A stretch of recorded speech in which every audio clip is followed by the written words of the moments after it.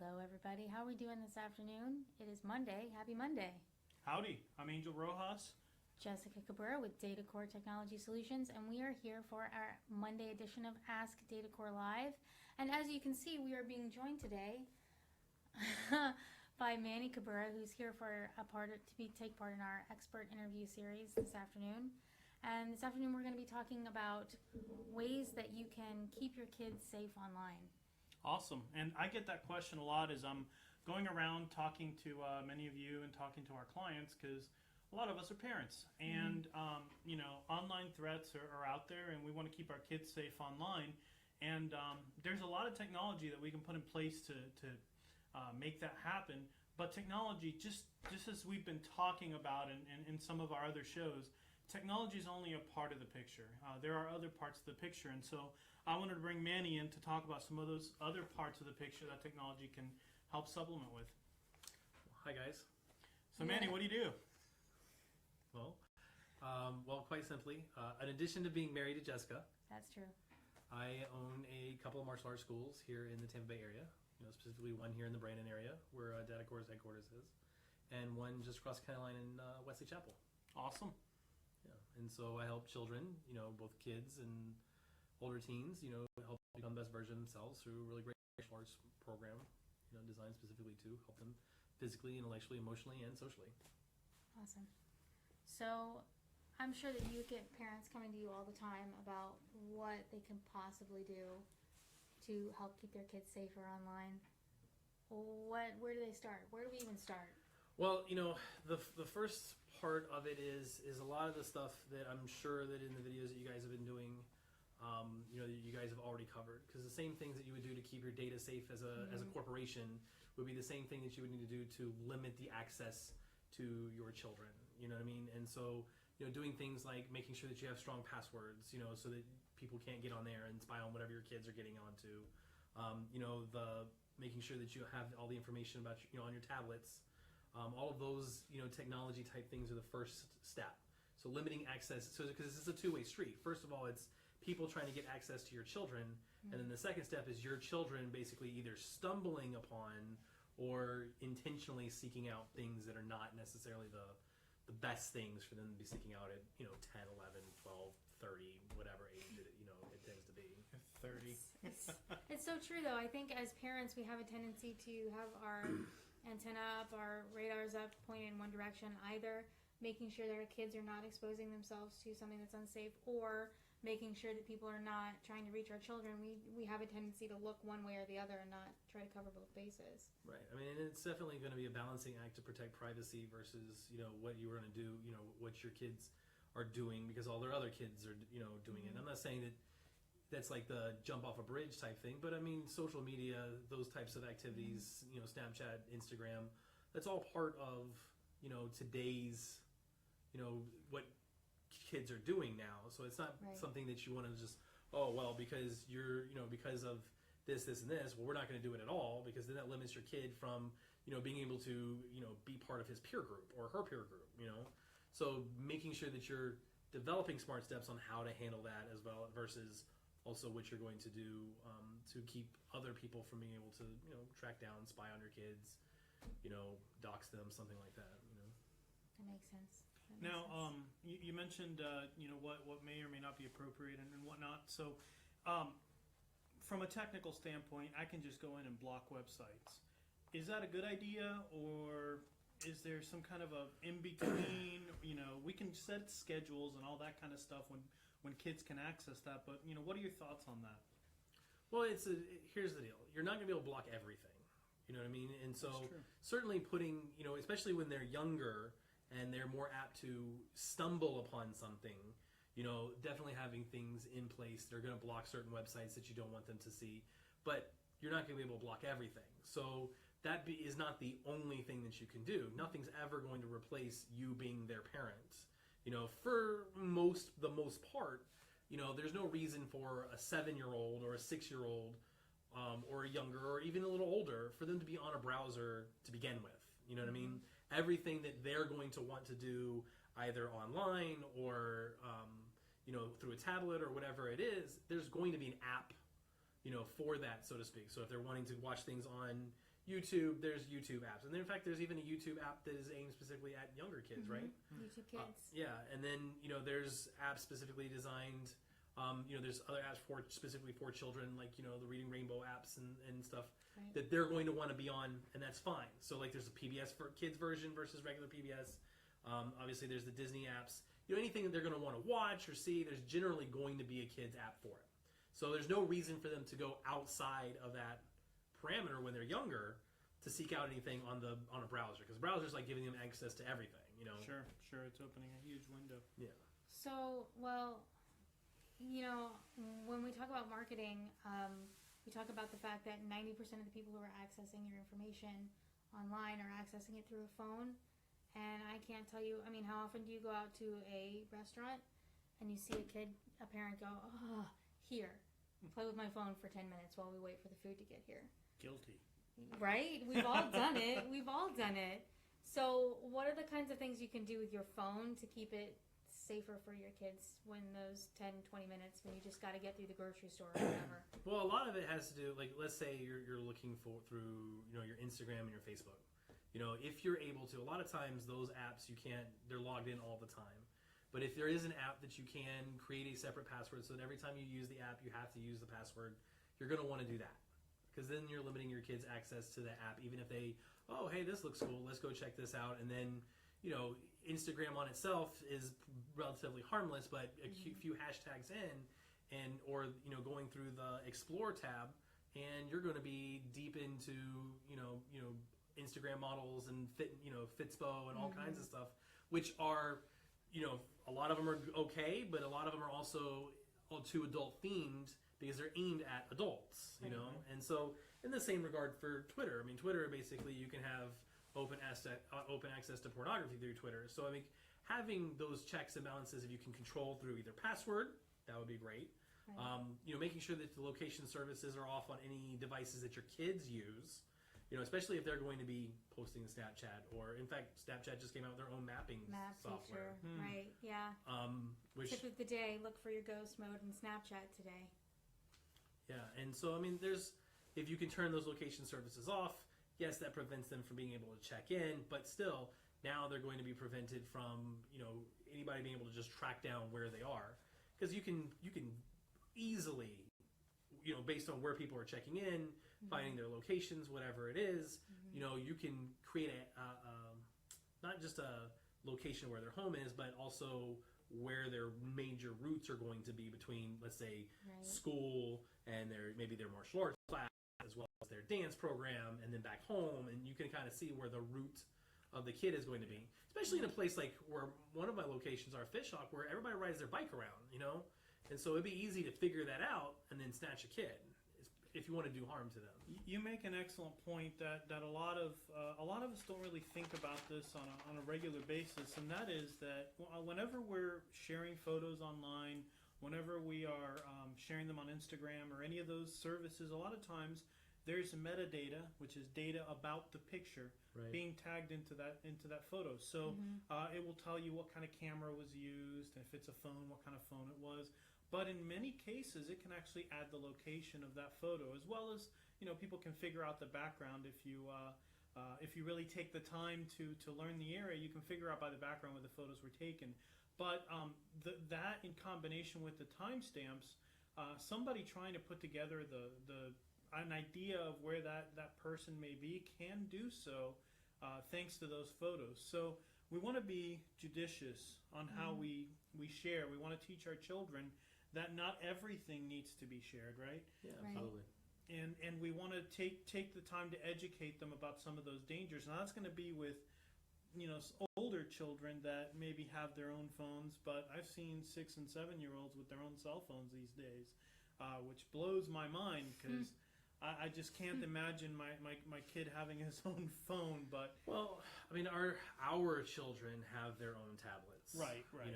But the older ones, they get a little bit more leeway with it because Amazon. We have the Amazon Amazon Fire, and Amazon has its own overlay for it that specifically is controlling what they can access to, and then you need a specific pen just to be able to get around that and go to the actual Android software that's on there. So I'm a huge fan of devices like that where they create, I guess the technical term is a walled garden for the kids to stay in. That I think is a fantastic idea. You get a lot of control over it. And what did you say it was again? Free time. It's called Amazon Free Time. Amazon Free Time. Okay. Yeah. And I'm a fan of Apple stuff. I don't know if there's an equivalent with iPads or iOS. So I guess it's time to go hit up Amazon for that deal. But I love the walled garden that's designed for kids. It's not it's like we said earlier, technology, it's not a full answer. It's just a part of the picture, right? Yeah, well, I mean, it is limited because as our children are getting older, you know, they're starting to want to write their own stories and draw their own stuff. And, you know, in the case of this software, it doesn't have its own, there isn't a word processor app inside that garden. You would have to help them go around it. And, you know, and then access, you know, the notes feature or whatever it is if they wanted to, you know, write a story or whatever it is. So far, they bought the, hey, just use a pencil, you know, move, or draw an actual picture. Well, they want to take videos. They just took my phone yesterday and were running around the house with it, taking videos. And when they got done, one of them looked at me and said, "Mommy, put this all over Facebook right now." And I'm like... And that's why you don't have access to Facebook. But. Yeah, my oldest Sam yesterday had he's got a little iPad that used to be my iPad many years ago, and he's going to get the hand-me-down stuff. I'm never going to buy him a new thing. Yeah. But he had it on propped up against a sliding glass door, and I mean he was just running around in front of it, just taking video. That's brilliant. And you know, he's starting to actually it's kind of cute. When he plays Minecraft, he'll narrate it like a lot of the videos that he sees online. Like the YouTube videos. So, you know, I love the part that stimulates the imagination about those things. Yeah, our kids will reenact Hobby Kids. Yeah, yep, absolutely. So they'll do like fake unboxing of toys. Every mom that's watching this video just went, "Oh, Hobby Kids." Yeah, Hobby Kids, proof that we're all in the wrong business. It's true. That family is doing quite well off of... just playing, I mean, basically. So, but that does bring up a good point, though. So when it comes to you've taken a video of your kid that you want to put online, where do you draw the line about keeping them safe in that way? What's okay to put up or not okay to put up? How do you approach that? That's really up to you as the parent. You know, I know some people, like, I know public figure, you know, some public figures. I don't know if you ever, you know, you've seen like Gary Vaynerchuk, you know, he's a social media expert. You know, his kids are not on any of his, like he has somebody follow him with a camera all day long. His kids are never on camera, you know, versus someone who was like Casey Neistat, who's a vlogger. You know, his daughter was on as a baby for a little while, and now as she's older, they've stopped putting her on there. So, I mean, I guess it really matters as far as what your visibility is, you know, as far as like, you know, what parameters you would want to do. But, you know, people want to share pictures of their kids, they're going to share pictures of their kids. If you can put it behind some sort of privacy screen, you know, basically like friends only, not even just friends of friends, you know, on Facebook, or if you have a private Facebook or private Instagram, you know, that probably is better, you know. Right. But if you are going to, you know, go public with your posts, then probably less identification, the better. But realistically, anybody that knows you is going to know who your kids are, you know, and so you're going to have to just play that game. Again, this is a human game. The solution all along is not the technology. The solution is the people. Right. And so as a parent, your job is going to be to protect your child. Right. And so it's going to be look out for your child, not let your child wander down Highway 60 by themselves on a bicycle because, oh, they have their cell phone and I can track them on the GPS. That's just not smart. Right. You know, someone's still going to take them. Someone's still going to harm them in the time it takes you to realize that something is wrong and then try to catch up to them. You know, and so it just makes more sense to be the proactive parent. Okay, what is it that you're going to do online? Okay, this is how long we're going to do it for, because obviously being on YouTube for 6 hours never is going to be a good thing. They would all choose it, though. They would. Yeah. I don't know if this happens with your kids, but mine, Sam especially, if he's been on the computer a little too long, he starts developing twitches and just he gets mad, really angry. Our son Jonas gets angry. Yeah. The level of sass goes up considerably. Yeah. Yes. I had Jonas tell me one day, you know, when he was homesick, and I made him go with me to the store. Like, no, everybody else was sick, and he wasn't sick.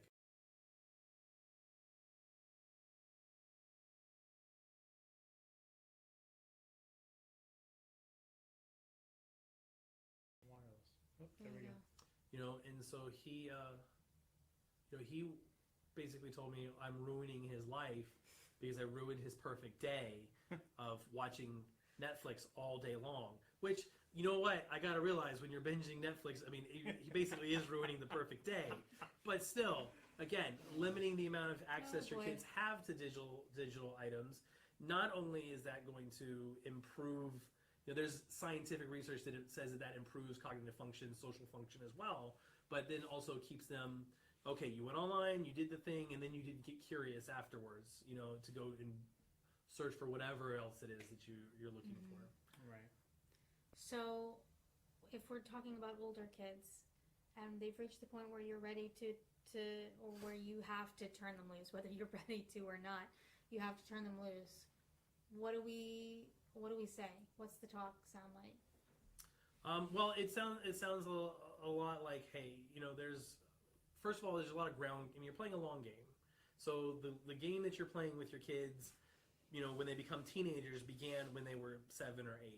Making sure that you're having that relationship with them where you're going to be able to talk to them rather than, oh, I don't want you on those websites, you know, and then everybody's going to just ignore you. Because, I mean, let's be realistic. You know, it was something like 60% of children by age 10 had direct access to pornography. Wow. And so that's an insane number, because it means that 6 out of 10 of every kid that you meet has already had unrestricted access to porn.